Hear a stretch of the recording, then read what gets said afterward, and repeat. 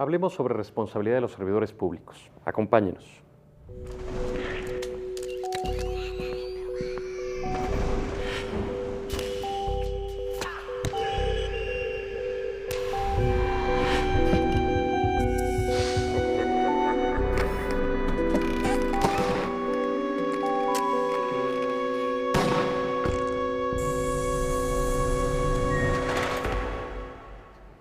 ¿Qué tal, amigos y amigas? Bienvenidos a una emisión más de su programa Expediente INACYPE. En esta oportunidad traemos para usted el tema de responsabilidad de los servidores públicos. Vamos a hablar de este régimen de responsabilidades y para ello hemos invitado a dos personas especialistas en el tema. En primer término me permito presentar a mi derecha, a la izquierda de ustedes, a Carlos Fernando Matute González. Carlos es licenciado en Derecho por la Universidad Iberoamericana, es licenciado en Administración Pública por el Colegio de México, maestro en Derecho por la Universidad Nacional Autónoma de México. Entre otras cosas, es profesor del Instituto Nacional de Administración Pública, es coautor de algunas obras jurídicas, entre ellas destaca El Nuevo Derecho Administrativo, la modernización administrativa del Consejo de la Judicatura, y actualmente se desempeña como magistrado del Tribunal Federal de Conciliación y Arbitraje. Bienvenido, Carlos. Muy amable, gracias. También nos acompaña Rommel Rosas. Rommel es licenciado en Ciencias Políticas y Administración Pública por la Universidad Nacional Autónoma de México.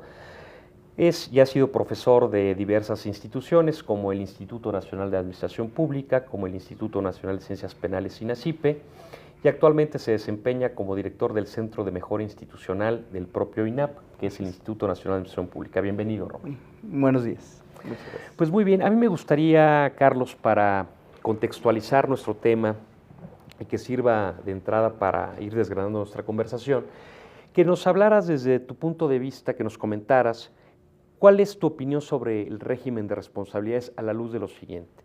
Yo he oído, ciertamente ahora con menos ahínco que antes, pero la queja de los servidores públicos en el sentido de que el régimen de responsabilidades que existe en nuestro país, en términos generales, es muy estricto en cuanto a la forma y el tratamiento que se da a los servidores públicos.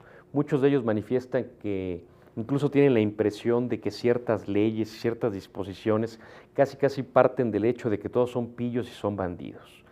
Y eso en algunas ocasiones impide una marcha cadente, continua, ágil de muchas instituciones, porque resulta que para hacer determinadas adquisiciones o para hacer determinadas mejoras o realizar algunos tramos de gestión, resulta que son una gran cantidad de disposiciones, muchas veces de tipo formal, que hay que cumplir para poder hacer cosas. ¿Cuál sea tu primer comentario, tu impresión de esto que te estoy comentando y tu propia impresión del régimen de responsabilidades? Bueno, lo que tú estás planteando, creo que, sin temor a equivocarme, es el gran problema en el que se encuentra el país en este momento, la administración pública. Y por muchas razones. Primero, empecemos por una visión que se puede llegar a tener. El gran éxito de un servidor público es poder hacer algo y que no le finquen responsabilidad. Porque es muy sencillo ocupar el cargo sin hacer nada y que no te finquen responsabilidad. El punto es cómo haces con la complejidad del régimen de responsabilidades que existe. Y esta complejidad deriva del origen de la misma relación que tiene el Estado con la persona que decide servirlo dentro de sus estructuras. Y entonces, y aquí es muy importante destacar que esa relación tiene dos dimensiones. El servidor público es trabajador del Estado y el servidor público es el que, aunque técnicamente no es correcto, representa al Estado. Es el que, de alguna manera, es la voluntad del Estado. Y esta relación, que es compleja porque se ve de dos lógicas totalmente distintas, la relación laboral y la relación administrativa, la hace muy compleja. Ese es el primer punto. Y luego el segundo punto es que en la relación administrativa, llamémosle orgánica, porque el servidor público es la voluntad del órgano del cual es titular, hay un régimen de responsabilidades muy complejo. Y para empezar hay cuatro, como tú bien sabes: la administrativa, la civil, la política y la penal. Y de estas 4 responsabilidades, la que es más compleja, desde mi punto de vista, es la administrativa. ¿Y por qué? Por el simple hecho, la simple palabra de que el servidor, o el simple hecho de que el servidor público tiene discrecionalidad al momento de ejercer la función que le ha sido encomendada. Y en esta palabra discrecionalidad hay un gran problema, que es lo que ha empezado a acotar la capacidad de gestión de un servidor público. La pregunta es, ¿quién tiene la discreción? Y cuando el servidor público no se siente confiado de que al momento de tomar una decisión que implica algo de valor subjetivo, se le va a defender, a proteger frente a una revisión posterior, el servidor público prefiere no hacer. ¿Por qué? Porque la discrecionalidad se va trasladando. Y los que determinan si estuvo bien el acto ya no es el servidor público, sino en primera instancia la Contraloría y después la Auditoría Superior de la Federación. Y entonces el que dice si estuvo bien o mal una cosa es la Contraloría. Y como la discrecionalidad tiene algo de contenido subjetivo, pues siempre el servidor público está sujeto a ver qué dice la Contraloría. Y esto genera prácticas muy particulares. Y eso eventualmente va inhibiendo el ejercicio de la función, ¿no? Yo creo que sí. Y más aún, si se ve la última reforma a la Ley de Responsabilidades de los Servidores Públicos, administrativos de los servidores públicos, donde habla, el artículo 17 bis, donde habla que la Contraloría podrá no sancionar a un servidor público que en una sola ocasión haya decidido sobre una cuestión de oportunidad en un acto. Es decir, que el servidor público solamente tiene una oportunidad de ejercer su discrecionalidad o una oportunidad de equivocarse. Y siempre cuando la Contraloría decida que fue esa oportunidad donde debió haberlo ejercido la discrecionalidad. Y eso va generando que el servidor público sí, efectivamente, tenga cierto temor en ejercer su cargo. Sí, sobre todo eso yo lo he percibido, Rommel, que son áreas en las que yo nunca me he desempeñado, pero bueno, conozco mucha gente que lo ha hecho, que tiene que ver precisamente con las áreas administrativas, lo que ubicamos en las dependencias como la Oficialía Mayor y las áreas que dependen de ella, y como se les denomina las entidades, pero parece que luego les inhibe el hacer cosas, el que les puedan fincar una responsabilidad futura. Porque quien finca su carrera en el ámbito administrativo, me refiero a servicios generales, recursos humanos, cuestiones de esta naturaleza, pues es muy probable que al cabo de 20, 30 años, en muchas ocasiones hayan incurrido en ciertas cuestiones de formas irregulares que al cabo de varios años ya te terminan acumulando una sanción mayor. Yo aquí lo que te quiero preguntar, también partiendo de esta base, y lo decía también Carlos, solamente el que hace cosas se puede equivocar, ¿sí? El que no hace nada y nada de muertito durante el tiempo de su gestión alguna, pues evidentemente no le van a fincar ninguna responsabilidad porque no hizo nada. Pero a mí de pronto sí me llega a molestar de ver gente que llega a innovar, a querer hacer cosas y le fincan responsabilidades por cosas verdaderamente infames, ¿no?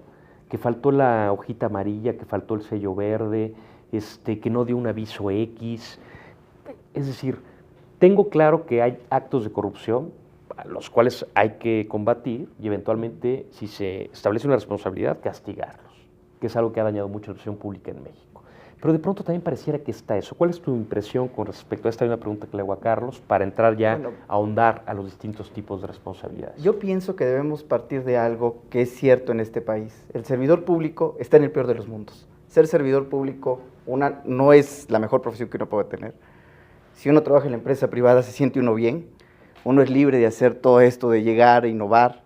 En cambio, si yo llego al servicio público, llego y para empezar estoy cuestionado, porque es sinónimo de burocracia. Y la burocracia para muchos es lenta, no en el sentido beberiano del término, sino es una burocracia en un sentido de lentitud, de trámites, de que necesito la hojita amarilla, de que ahora tengo que seguir este reglamento, de que hay esta ley. Y el servidor público se mueve en esto. Y los abogados lo saben bien. El servidor público solo puede hacer lo que le está permitido en la ley. Entonces, al verse restringido ahí, el servidor público se tiene que mover en ese sentido. ¿Y qué es lo que pasa si yo estoy en un área de adquisiciones que son de las más sensibles en toda la administración pública?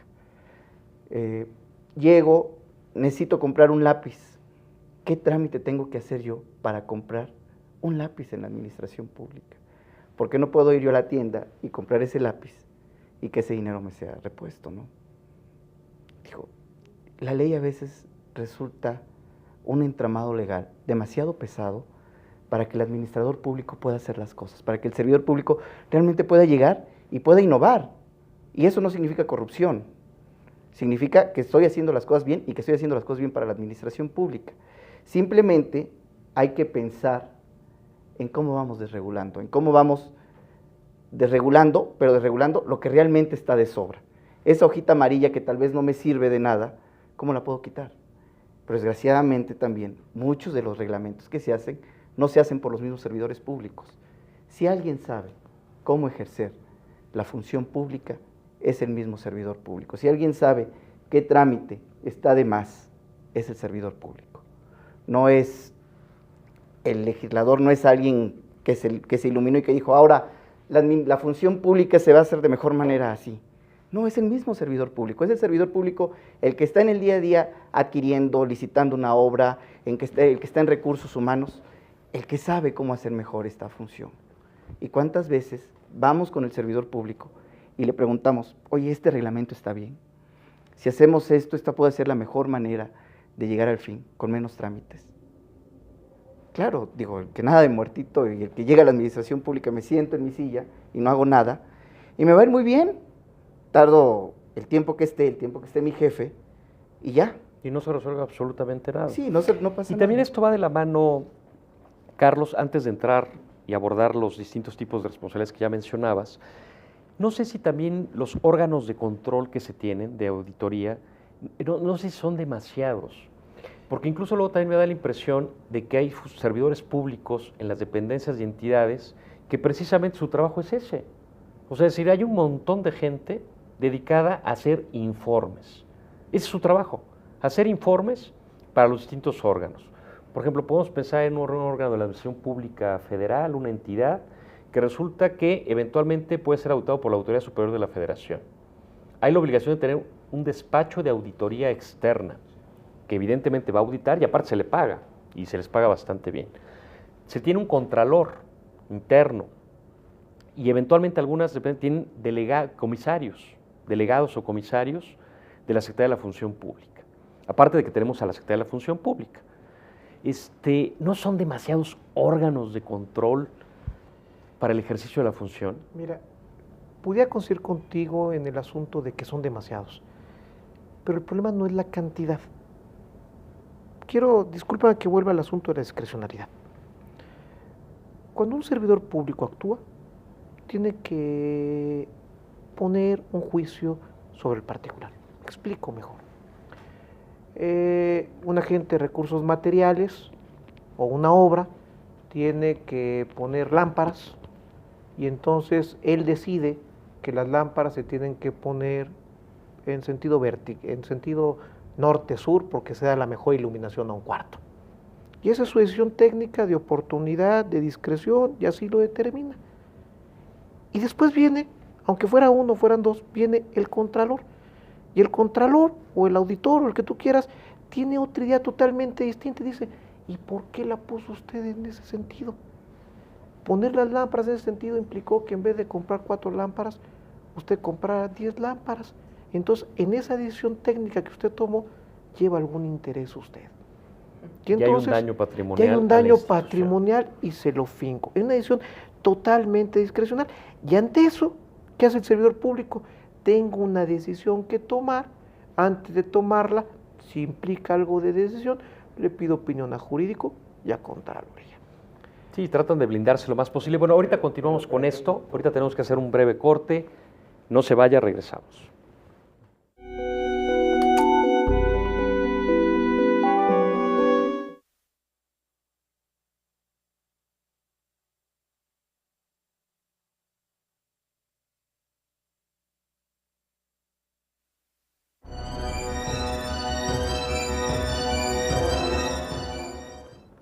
Muy bien, regresamos. Gracias por continuar con nosotros. Les recuerdo que nos interesan mucho sus comentarios, opiniones, sugerencias. las cuales esperamos en expediente.inacipe@inacipe.gov.mx, o bien llámenos al 54 87 15 00 a las extensiones que ahora aparecerán en su pantalla. Les recuerdo que estamos hablando de responsabilidad de los servidores públicos con Rommel Rosas y Carlos Fernando Matute González. Y antes de continuar, quiero poner a su consideración una de las últimas obras editoriales del Instituto Nacional de Ciencias Penales, que es Derecho Penal y Economía, con motivo del congreso que sobre este tema se llevó a cabo hace un par de años. Es cómo pueden contribuir las ciencias penales al desarrollo económico de México, y hay muy importantes aportaciones. Vino para aquel entonces el que fue Premio Nobel de Economía del año 2008, que fue Edmund Phelps. Pueden encontrar también a Edgardo Buscaglia, Isaac Katz, una gran cantidad de personas que conocen sobre ese tema, Eduardo Pérez Mota, que ha estado por acá, presidente de la Comisión Federal de Competencia. Es un libro muy interesante. Si quiere tenerlo, llámenos y tenemos algunos para ustedes, Derecho Penal y Economía. Bueno, continuamos con nuestra charla y nos comentaba Carlos algunas opiniones respecto a las contralorías y ahorita volvemos con ese tema, Carlos. Ahorita quería abundar sobre el mismo, Rommel. ¿Qué es esto de que eventualmente inhibe un poco la función el hecho de que existan muchos órganos de control, o como bien decía Carlos, no importa que sean muchos, aunque sea uno, si no hay una misma visión, y eso ha provocado que los servidores públicos se intenten blindar? Y es decir, ya antes de tomar alguna decisión respecto a algún contrato, le pregunten al jurídico y le pregunten a la propia Contraloría. Pero lo que contesta el jurídico es, mira, pues puede ser que por ahí sea, pero te aclaro que la opinión que te estoy dando no es vinculatoria y es tu responsabilidad en términos de tal cosa. Y la Contraloría le dice, es tu responsabilidad, tú tienes las atribuciones, tómala. Es decir, ni el jurídico ni la Contraloría le dicen si puede hacerlo o no. Pues entonces ya el servidor público toma la decisión y de pronto se topa con un caso como el que dice Carlos, ¿no? Dice, oye, ¿por qué pusiste 4 lámparas o 10 lámparas? Si pudiste haber puesto 4, entonces yo presumo que aquí te quisiste beneficiar, hay un daño patrimonial a la institución y vámonos. Y quiero añadir algo más para escuchar tu opinión y después la del propio Carlos, que puso el tema sobre la mesa de discusión. Cuando se da el caso,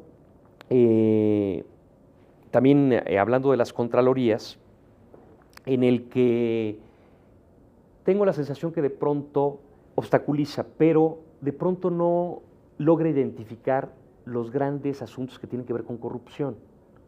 Y de pronto también hay esa sensación que de pronto toda esta maraña legislativa y las contralorías sirven para entrampar al servidor público medio que está haciendo una labor, y de repente los grandes actos de corrupción que de pronto nos enteramos, esos no los detecta el sistema. Bueno, aquí vamos a algo para reforzar un poco lo que decía Carlos. La Contraloría debe ser un órgano coadyuvante del servidor público, debe ayudar al funcionario público a realizar mejor su función. ¿Cuál es la percepción que tiene el funcionario público de la Contraloría? Que es un sheriff, ¿no? Que llega, si nos fuéramos a las películas de vaqueros, el cuate con una pistola casi acá, que es la auditoría, y me está amenazando con que si yo hago algo mal, me va a sancionar. Y por lo regular son a los servidores públicos de mandos medios, sobre los que más está, porque son los que están haciendo en el día a día son los que están en las cosas, son los que están operando realmente. Entonces, yo llego como funcionario público y quiero hacer algo, y le digo a la Contraloría, oye, ¿cómo hago esto mejor? Y la Contraloría viene y me responde, como tú quieras. Tú tienes la responsabilidad y ahí está la ley. Y en esa parte de discrecionalidad de la que habla Carlos, que tiene cada servidor público, yo lo hago y llega y resulta que la Contraloría o al auditor o a quien llega a revisarme no le gustó, entonces ¿qué pasa? Pues soy motivo de una amonestación, de una sanción. Y en materia de servicio profesional, vinculándolo un poco a otro tema, pues ya me perjudica. ¿Por qué? Porque como servidor público pude haber resuelto todo, pero al final me están amonestando. No se ve tal vez otro tipo de responsabilidad que hay que poner sobre la mesa y que no está en la ley, que es la responsabilidad social del servidor público. El servidor público también tiene una responsabilidad hacia la sociedad, y si yo estoy haciendo las cosas bien hacia la sociedad, ¿por qué no medimos eso? ¿Por qué no la Contraloría llega y mide esa parte? ¿Por qué solo llegan y me sancionan de forma administrativa? Porque según ellos no hice yo las cosas de la forma en como debía haberlas hecho correctamente. Yo creo que hay que pensar un poco también en ese sentido.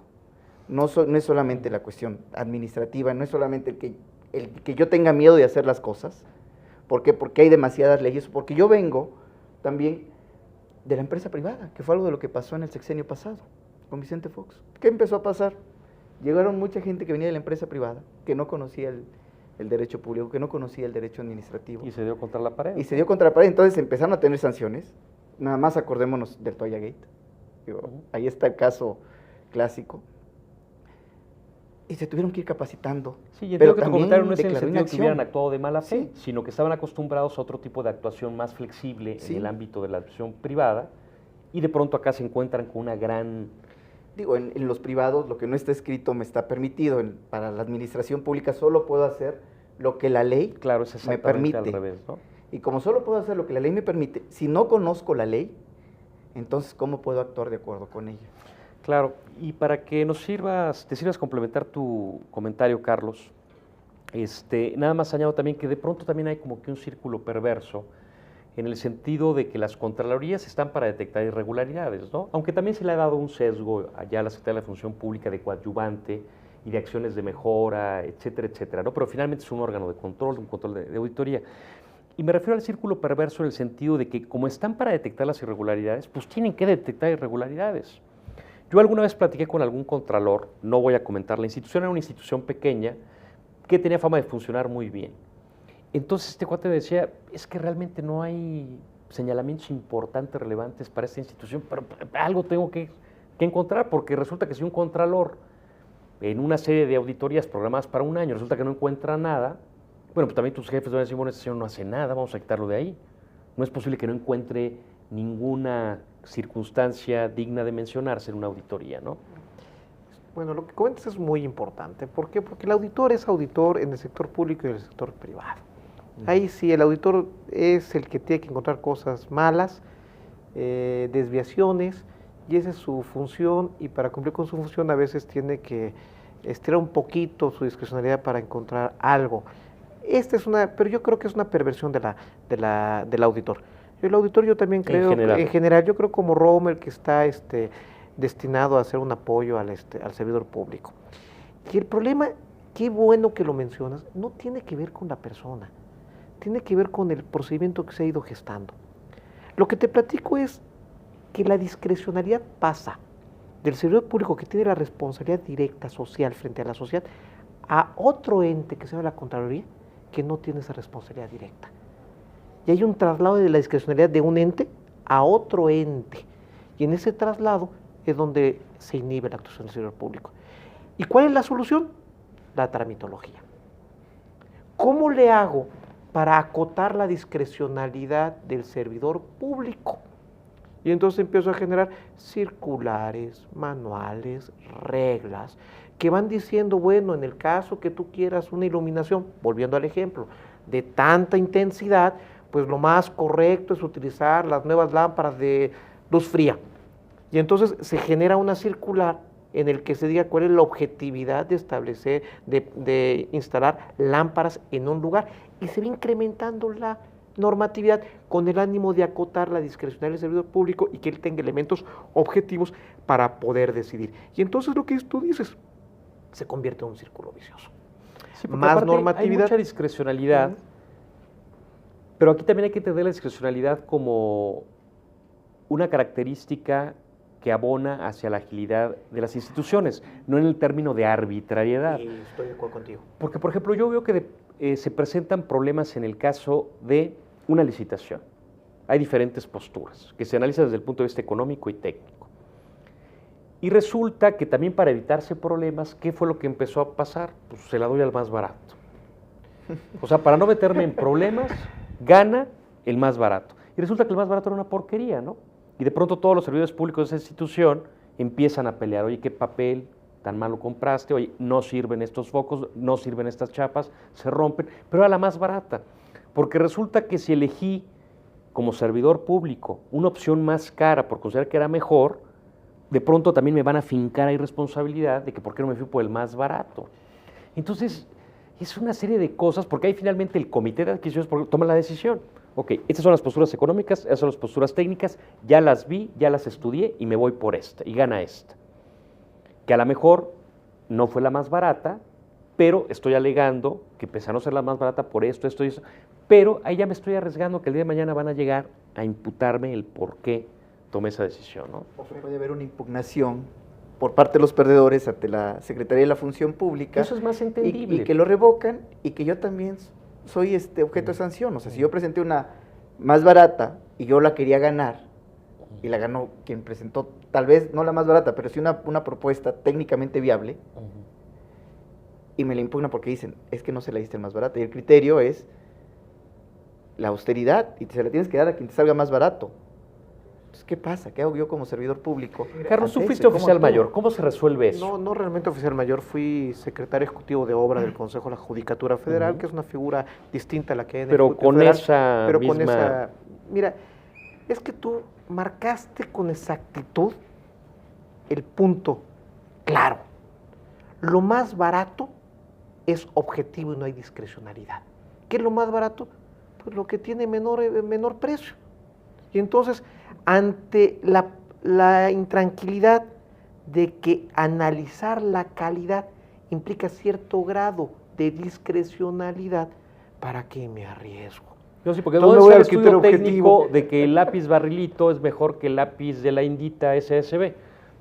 Entonces, tenemos que tener ya un expediente de condiciones de calidad, por Dios, o sea, terminaría no comprando nada. Le diste al clavo, o sea, el problema es si el expediente técnico de la calidad de un lápiz implica cierto grado de discrecionalidad, como toda técnica, ya sea un médico, un ingeniero, lo que tú quieras, implica cierto grado de discrecionalidad del profesional, pues entonces, para evitarme problemas, me voy a lo único que es objetivo, que es el precio, violando la Constitución, porque la Constitución no habla del más barato, habla de las propuestas solventes, es decir, la que tenga la mejor calidad y mejores condiciones para el Estado.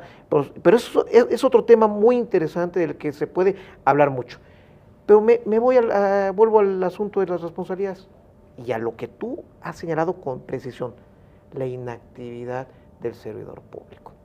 En un librito publicado... Ahora, no sé si, digo, te interrumpo, pero no sé si tenga que ver, Carlos, con que de pronto oímos, porque no sé si sea la razón, que luego llegando a fin de año se oye hablar de que hay, por ejercer todavía gran cantidad de recursos por parte de muchas dependencias y entidades.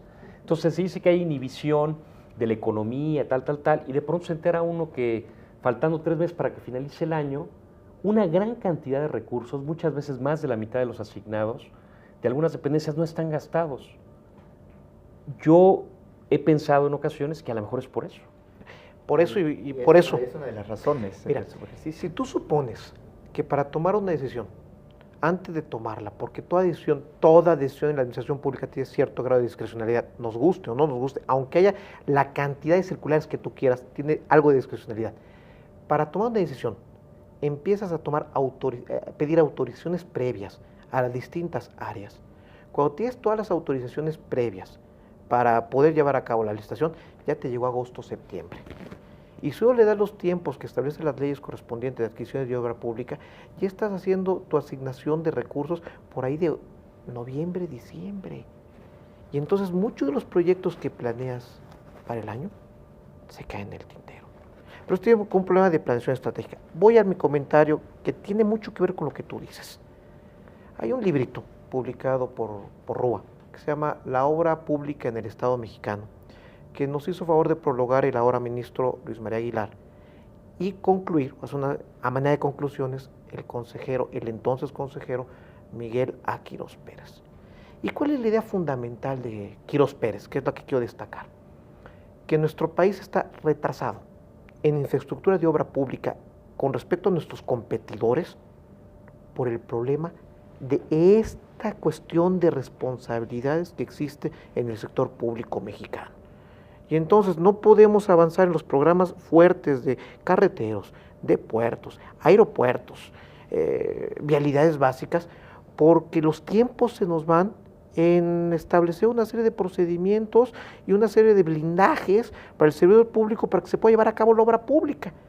Y entonces, mientras no logremos superar este problema de tiempos presupuestales, de responsabilidades y de leyes de adquisiciones, seguiremos retrasando el ejercicio del gasto público en forma, eficiente y eficaz yo diría, y oportuna.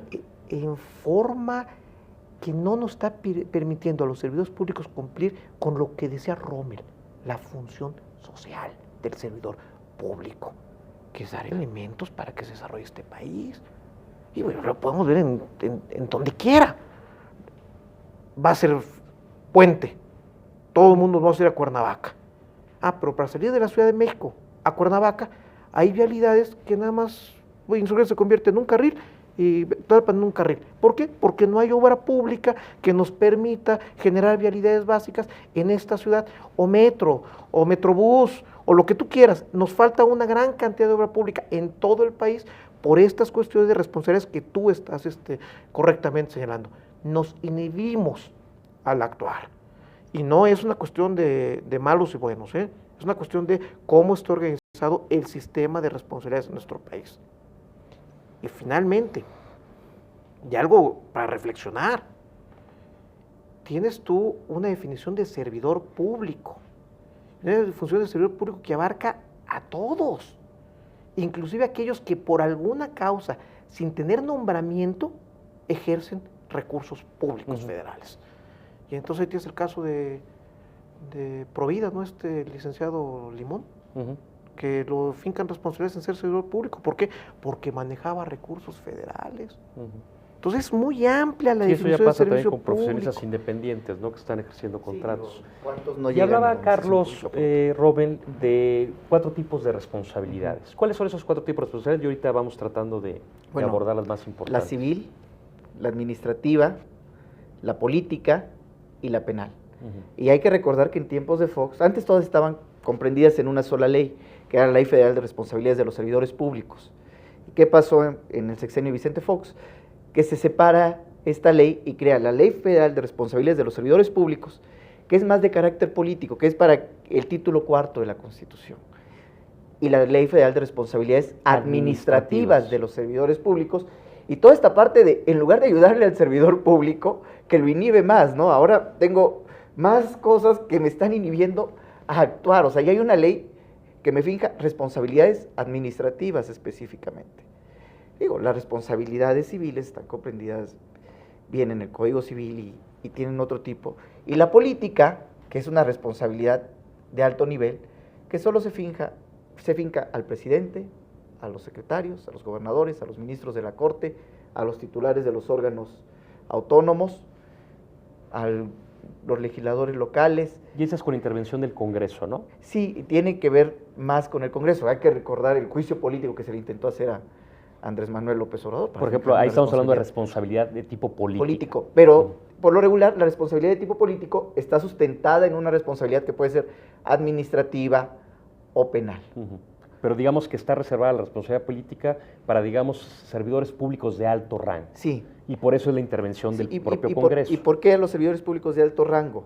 Porque son los que son electos por el Sí, por ejemplo, en el caso que comentabas, él era jefe de gobierno federal, ¿no? Así es, una equivalencia había sido electo y además estado. Es un cargo que es irrenunciable. Entonces, el único que lo puede remover es el Congreso. Lo mismo pasa con un senador, con la desaparición de poderes de un estado, y al presidente de la República, que no hemos tenido casos de juicios políticos a los presidentes, ni de fincar responsabilidades a un presidente. Hay que recordar que... Entonces, esa es la Ley Federal de Responsabilidades, que se basa en el título 4 de la Constitución. Y que es básicamente para funcionarios de alto rango, cuya una característica, aunque no es general para todos, que son de elección popular. Sí, ¿no? Y si no, pues son ratificados. ¿Quién ratifica al titular del IFE? El Congreso, bueno, la Cámara de Diputados, que en este caso es el representante del pueblo. ¿Quién ratifica al Ombudsman Nacional? El Senado, que es el representante de los estados. Entonces, tienen cierta legitimidad popular, ¿va? Siguiendo el principio de representatividad, ¿no? Lo eligen los representantes de la nación. Por eso son miembros son factor de responsabilidad política, sujetos de este tipo de responsabilidad. Ahora, en esto de las responsabilidades, Carlos, también yo he visto un aumento, aquí los tres somos abogados, pero hemos percibido que surgió un nicho de trabajo para muchos colegas desde hace ya unos 10 años. Sí. Es decir, gente que de pronto le dio el giro a su despacho, no dedicándose originalmente a eso, a defender servidores públicos.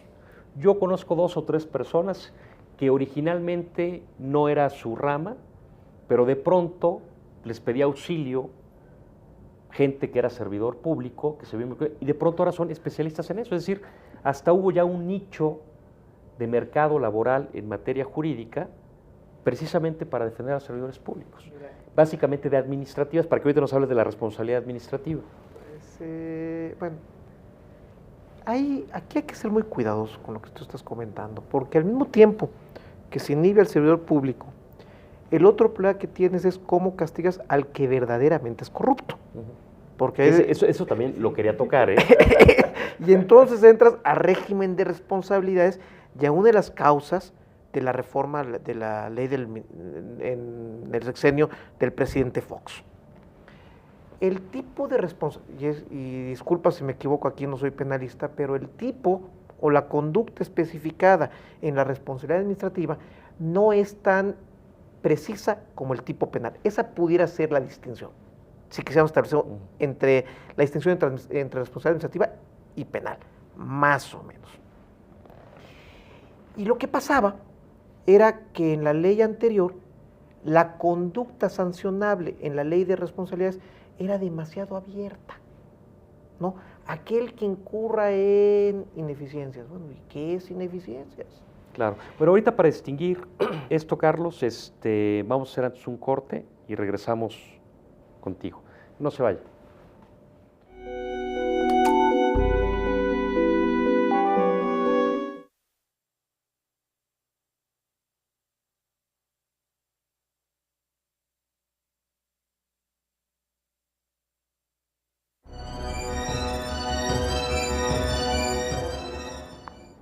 Muy bien, regresamos. Gracias por continuar con nosotros. Les recuerdo que nos interesan sus comentarios, opiniones, sugerencias, los cuales puede hacerlos llegar a expediente.inacipe@inacipe.gov.mx o bien llámenos al 54 87 15 00 a las extensiones que ahora aparecerán en su pantalla.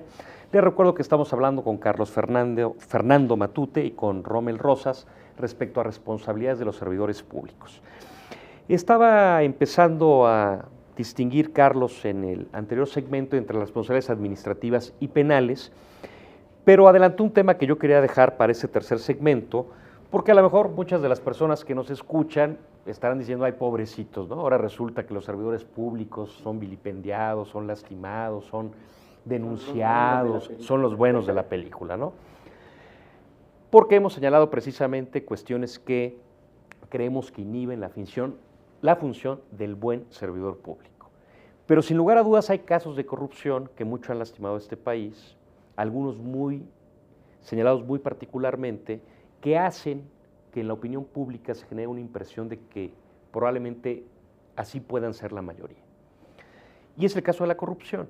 Entonces aquí también la pregunta, Carlos, a reserva también que nos distingas esto que estabas empezando a desarrollar de la responsabilidad administrativa, sí nos han servido nuestras leyes, la de responsabilidades administrativas, la ley de adquisiciones, la ley de obra pública, para poder agarrar estos zampones y eventualmente qué tenemos que hacer para que el buen servidor público pueda desarrollar una buena función. La pregunta es la de los 64,000 pesos. ¿Por qué? Porque es claro que la ley la vamos poniendo así para tratar de evitar actos de corrupción que de pronto se han encontrado. Pero al hacerla de tal manera compleja, para tratar de evitar discrecionalidad o evitar abusos, también estamos tapando el desarrollo normal de una institución. Yo me iría con la segunda parte de tu frase. Es más que evitar discrecionalidad, la ley debería evitar abusos de arbitrariedades. Porque la discrecionalidad es algo propio de la función pública. Ahora bien, ¿cómo evitar el abuso? La desviación del recurso.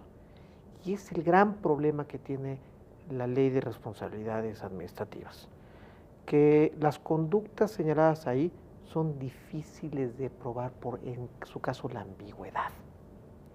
Y entonces el servidor público que actúa de buena fe, y tengo muchos casos, que viola el papelito amarillo que tú estás, o no presente el trámite que tú estás comentando, es más factible que le finquen responsabilidad que aquel que ya entra con toda la conciencia y la mala fe que va a utilizar el cargo público para enriquecerse. Y a lo mejor hizo actos de corrupción, pero sí estaba la hojita amarilla, el sello morado, por supuesto. las 20 copias. Y contrató un despacho de contadores o abogados o se allegó de gentes expertas en los temas de las leyes para cubrir toda la formalidad correspondiente y por otro lado sí desviar recursos públicos.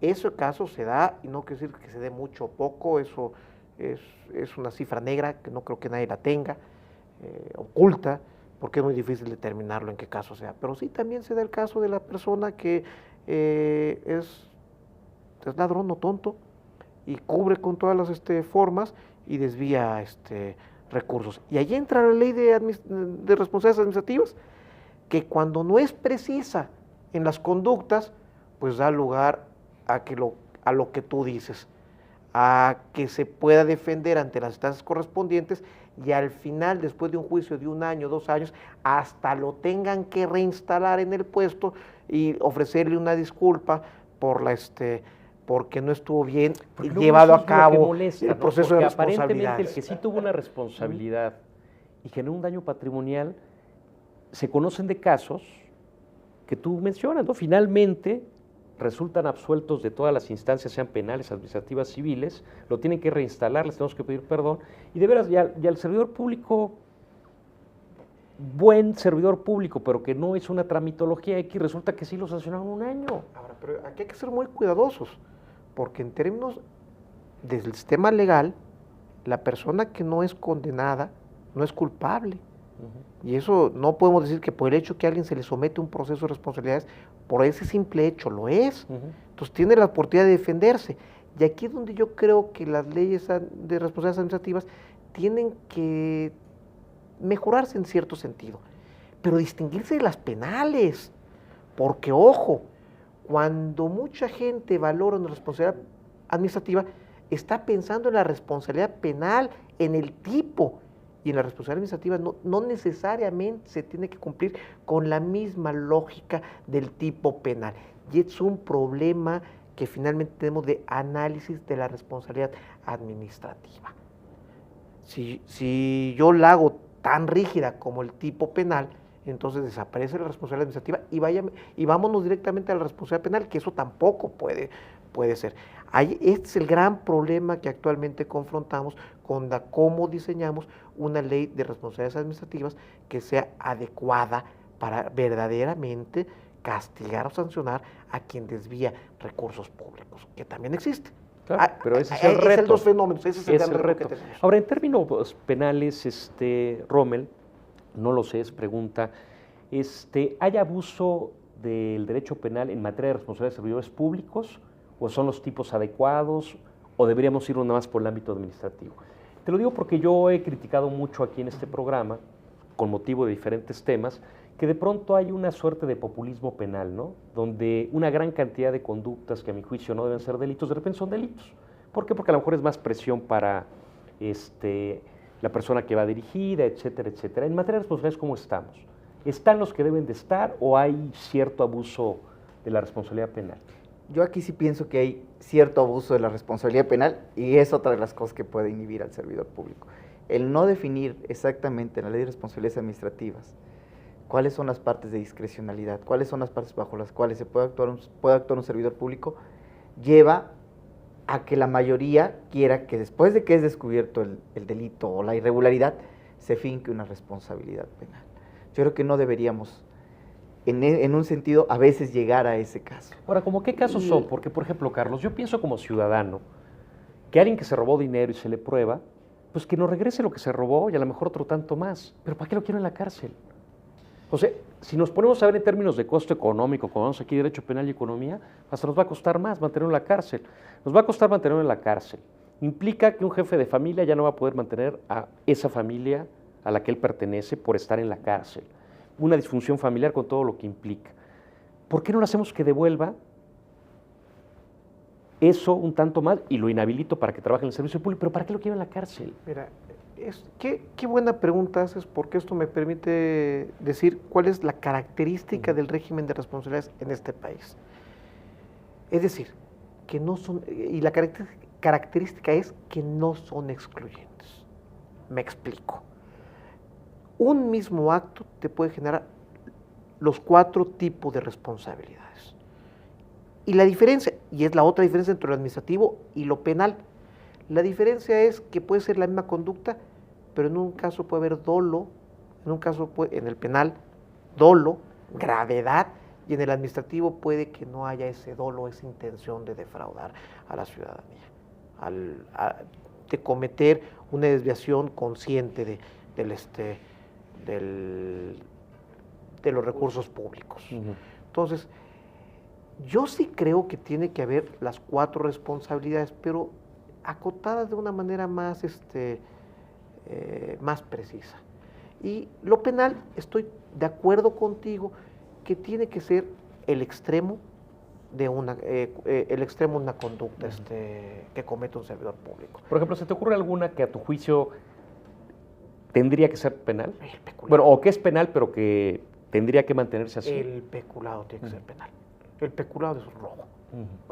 Yo no soy penalista, yo sé que robo no es lo mismo a peculado, pero es extraer recursos ilegalmente de una función pública. Y yo creo que el peculado evidentemente tiene que ser penal. No todo daño patrimonial al Estado es peculado. Estoy de acuerdo, pero el peculado tiene aquí básicamente que ser ya es fuerza. completamente distraerlos a su objetivo, a mi bolsillo. A tu bolsillo. Yo no soy especialista en responsabilidades penales. Yo me dedico al derecho administrativo, pero sí te puedo decir que hay conductas que francamente tienen que ser penadas, tipificadas y castigadas y sancionadas. Y desde mi perspectiva es el Estado mexicano tiene que ser lo suficientemente eficiente y ejemplar para aquel que efectivamente las cometa, se las pueda probar en juicio y lo pueda privar de su libertad. Porque sí, el derecho penal, y eso lo saben ustedes mejor que uno, tiene un aspecto de ejemplaridad que es muy importante. Ahora, que el derecho penal puede ser muy injusto, pues ustedes más que yo lo saben. Pero también, tal vez retomando un poco, Rafael, la parte del populismo de actuar penalmente. ¿Qué es lo que pasa si yo sé de una conducta ilícita de un servidor público? Que no sea peculado. Un acto de corrupción del policía, del agente de tránsito en la calle. Lo espectacular es la cárcel. Lo espectacular y es lo que vende. Al servidor público también, ¿qué le vende al gobierno en este sentido? Fincar la responsabilidad, pero no es solamente decir él es el culpable, es verlo en la cárcel. Y si yo lo meto a la cárcel, entonces yo estoy bien y gano votos. A veces, yo ahí sí quiero ser muy cuidadoso.